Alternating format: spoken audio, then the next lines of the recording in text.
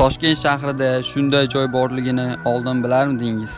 Mazkur joy Toshkent shahri Yashnobod tumanida joylashgan Iso Masihning muqaddas qalbi sabori, ya'ni Rim katolik cherkovi. Cherkov qurilishi 1912-yilda ruhoniy Lustin Bonaventura Pranaitis tashabbusi bilan boshlangan. Loyihani mashhur polshalik me'mor Ludwik Panchakevich ishlab chiqqan. Qurilishda ko'plab askar katoliklar, jumladan malakali mutaxassislar ishtirok etgan. Biroq 1917-yilgi inqilob va keyingi siyosiy o'zgarishlar tufayli qurilish to'xtab qolgan. Mustaqillikdan so'ng 1993-yilda bino katolik jamoasiga qaytarildi va restavratsiya ishlari boshlandi. 2000-yilda cherkov to'liq ta'mirlanib, tantanali ravishda ochildi. Cherkov neogotik uslubda qurilgan bo'lib, o'tkir burchakli arkalar, baland derazalar va toshdan ishlangan mayda detallar bilan ajralib turadi.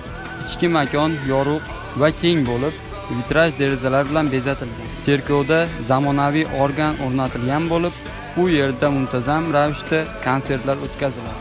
Video foydali bo'lgan bo'lsa, like bosing va kanalimizga obuna bo'ling.